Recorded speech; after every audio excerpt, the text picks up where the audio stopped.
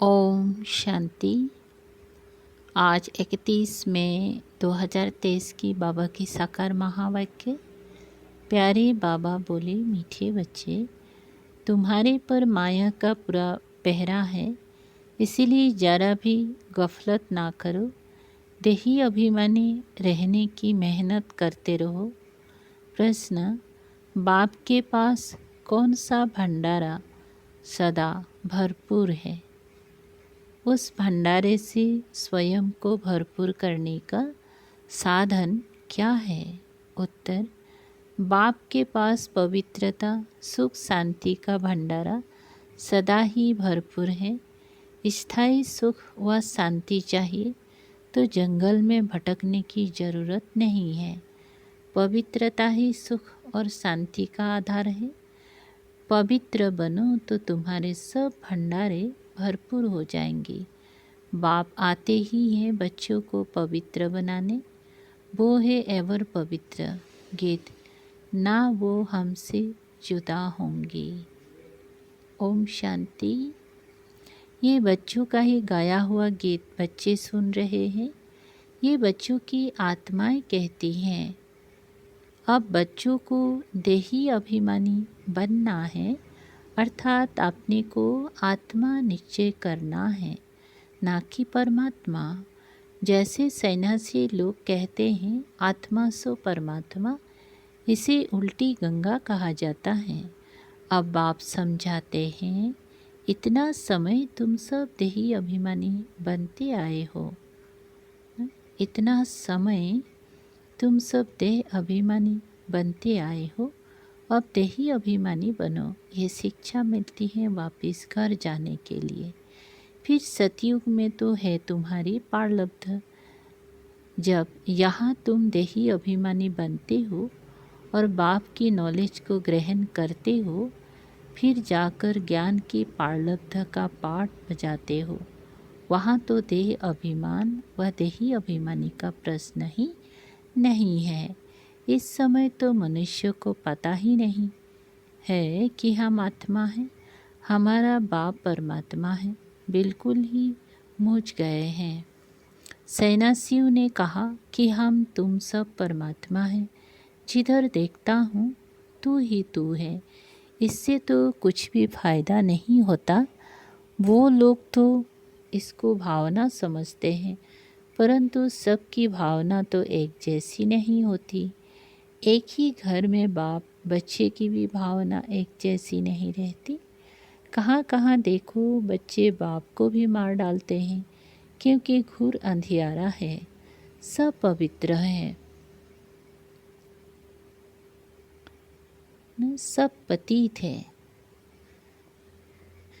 कहाँ कहाँ देखो बच्चे बाप को भी मार डालते, क्योंकि घोर अंधियारा है, सब पतित हैं।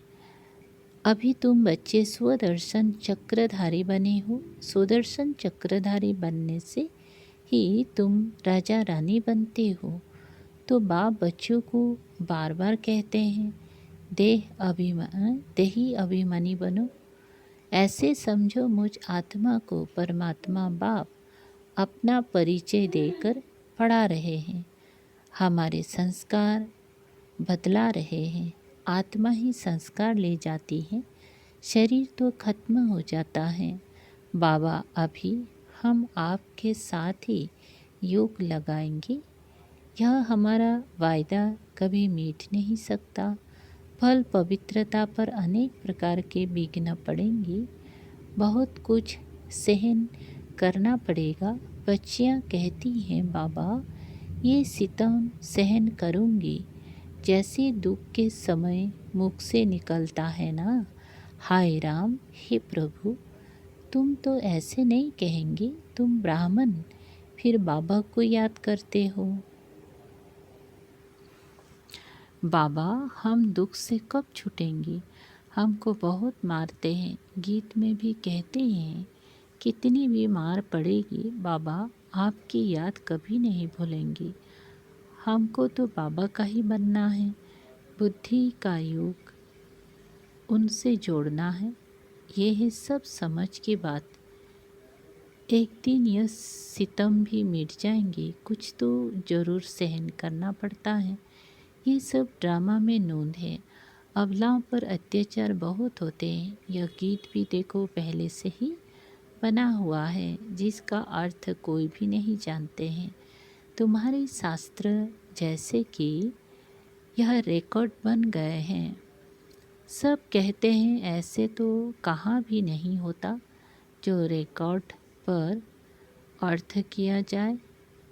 ये तो फिल्मी रिकॉर्ड्स है, परंतु ये बाबा ने बनवाए हैं। तुम बच्चों को इस पर समझाना चाहिए। हमको पावन तो जरूर बनना है, बाप के फरमान पर चलना है। मनुष्य तो जानते नहीं, वे तो शिव शंकर को भी मिलाकर एक कर देते हैं। श्री कृष्ण भी भगवान हैं, वो तो हजरा हुजूर है। जिधर देखो कृष्ण ही कृष्ण है। राधे की पुजारी फिर कहेंगी, जिधर देखो राधे ही राधे हैं। साईं बाबा के भक्त होंगी तो कहेंगी, जिधर देखो साईं बाबा। कितनी अंधियारा है, यह फिर भी होना ही है। बना बनाया ड्रामा है। तुम कहते हो इस ज्ञान यज्ञ से विनाश ज्वाला प्रज्वलित हुई है, तो कहते हैं तुम्हारे बाबा ने ऐसा यज्ञ रचा है जो विनाश करा देते हैं। हम कहते हैं शांति हो जाए, तुम फिर विनाश कराते हो। रुद्र ज्ञान यज्ञ नाम तो है ना। यज्ञ रचा जाता है ब्राह्मणों से। तुम ब्रह्मा कुमार कुमारियाँ ब्राह्मण ठहरे। वो हद के यज्ञ रचते हैं सेठ लोग। उसमें रुद्र यज्ञ नामी ग्रामी हैं, वो उसमें ज्ञान का अक्षर नहीं लगाते हैं। ये तो है रुद्र ज्ञान यज्ञ, उनको ज्ञान यज्ञ नहीं कहेंगे। बाबा ने समझाया है, ज्ञान से ही तुम्हारी सद्गति होती है। वहाँ सतयुग में मैंने इस ज्ञान की दरकार नहीं, वहाँ तो है ही सद्गति, स्वर्ग। ये तो समझने की बात है ना। बाप बेट ब्राह्मणों को ज्ञान देते हैं, दिखाते हैं रथ पर रथी बैठे थे। ये शरीर रथ है ना। हर एक रथ में रथी आत्मा है, इसमें भी इनकी आत्मा है। परंतु बाबा कहते मैं रथ का लोन लेता हूँ। जैसे मकान लेते हैं तो धनी भी रहता है,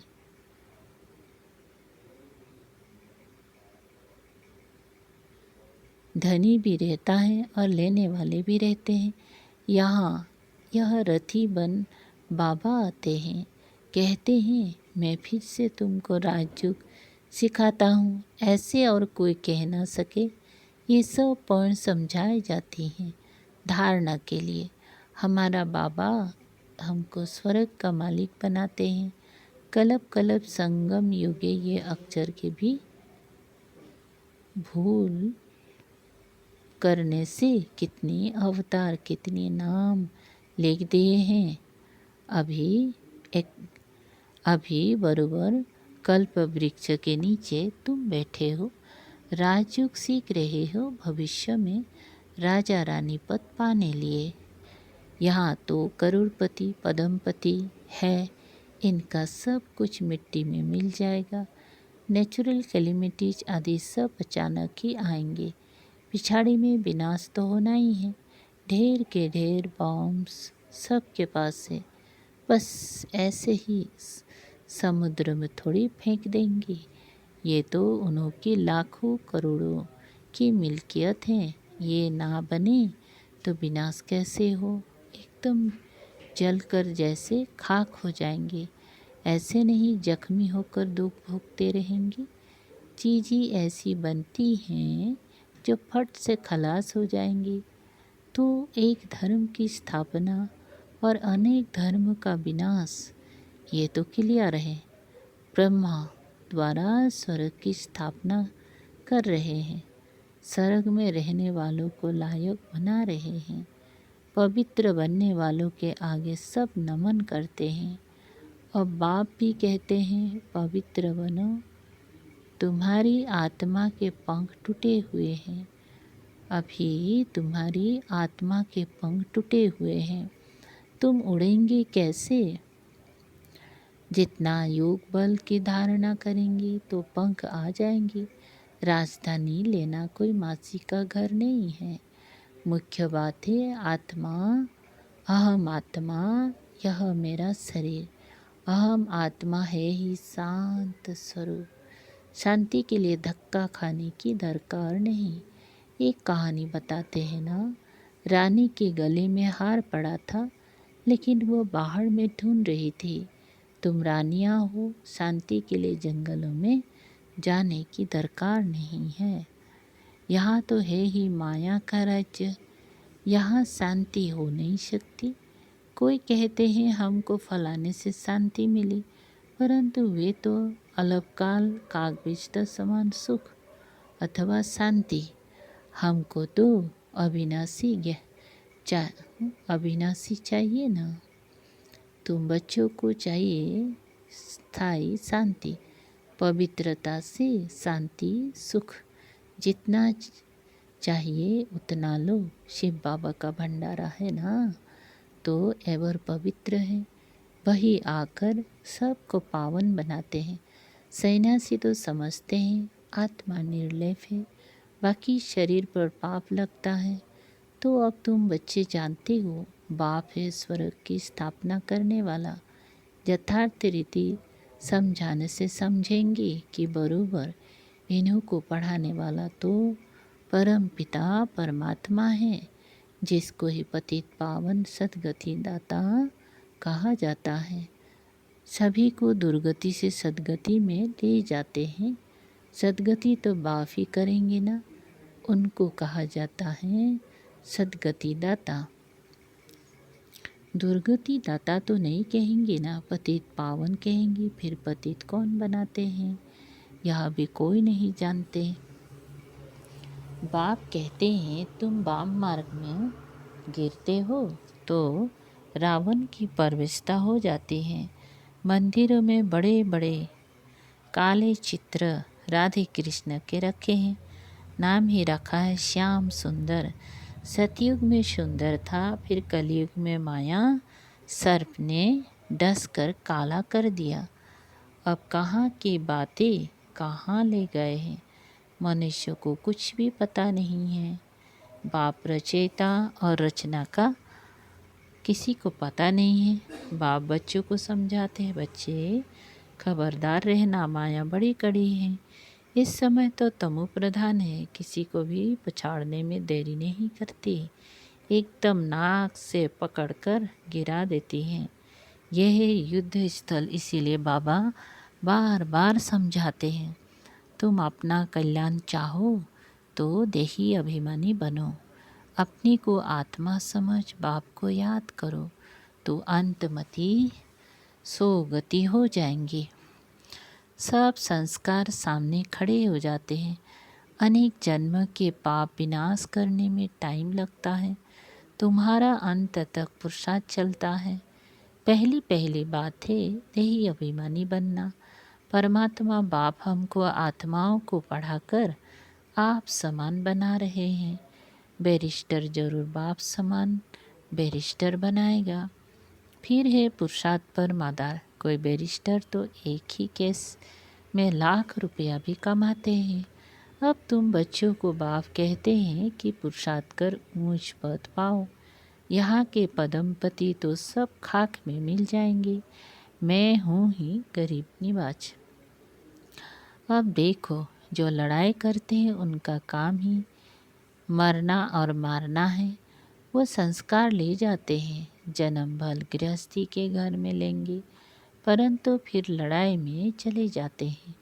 बाबा तो बहुत सहज समझाते हैं, जन्म मरण के पाप है, इसलिए योग बहुत अच्छा चाहिए, तभी विक्रम विनाश होंगी। सिर से बोझ कैसे उतारे, इसके लिए जितना हो सके उतना बाप को याद करना चाहिए। बाबा आप कितने मीठे हो।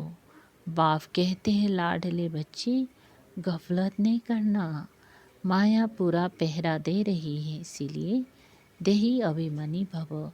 यह बुद्धि युग की रेस, इसमें ही सब कुछ है। बाबा बार बार कहते हैं अपना कल्याण चाहते हो तो योग बहुत अच्छा चाहिए, फिर बहुत हर्षित रहेंगे। हम ईश्वर की संतान हैं, हमको भविष्य के लिए बाप से वर्षा मिलता है। कलयुग में तो नहीं राज्य करेंगे, राज्य करना है सतयुग में। देही अभिमानी बनना बहुत बड़ी मंजिल है, ऐसे थोड़े ही विश्व का मालिक बनेंगे। सितम भी बहुत सहन करने पड़ेंगे। कितनी बांधेलियाँ बच्चियाँ मार खाती हैं, आखिर विजय तुम बच्चों की ही है। तुम सिर्फ बाप की याद में रहो, ये है योग बल जो बाप तुम्हें एक ही बार सिखलाते हैं, जिससे तुम सारे विश्व का मालिक बनते हो और तो कोई बना ना सके। सारी ड्रामा में सर्वश्रेष्ठ पार्ट लक्ष्मी नारायण का ही है। एक कहानी है ना, दो बिल्ली आपस में लड़े, माखन बीच में बंदर खा गया। श्री कृष्ण के मुख में माखन दिखाते हैं। अब माखन की तो कोई बात ही नहीं, ये है स्वर्ग। इसमें सारी सृष्टि का माखन आ जाता है। बाप स्वर्ग का मालिक बनाते हैं। ऐसे बाप से तो कहाँ से भी भाग कर मिलना चाहिए। अच्छा, मीठे मीठे सिकल दे बच्चों प्रति माता पिता बाप दादा का याद प्यार और गुड मॉर्निंग। रूहानी बाप की रूहानी बच्चों को नमस्ते। हम रूहानी बच्चों की रूहानी बाप दादा को याद प्यार गुड मॉर्निंग और नमस्ते। नमस्ते सार। पहला नंबर, मैं इस रथ पर विराजमान रथी आत्मा हूँ। यह अभ्यास करते पूरा पूरा देही अभिमानी बनना है। बुद्धि युग की रेस करनी है। 2, पूरा नष्टमोहा बनना है। इस अंतिम जन्म में शितम सहन करते भी पावन जरूर बनना है। वरदान, नथिंग न्यू की स्मृति से सब प्रश्नों को समाप्त कर बिंदी लगाने वाले अचल अडल भव। विस्तार, कोई भी बात होती है तो आप बच्चों को ये ज्ञान है कि नथिंग न्यू हर सीन अनेक बार रिपीट की है। नथिंग न्यू की स्मृति से कभी भी हलचल में नहीं आ सकते, सदा ही अचल अड़ल रहेंगे। कोई नई बात होती है तो आश्चर्य से निकलता है, यह क्या, ऐसे होता है क्या।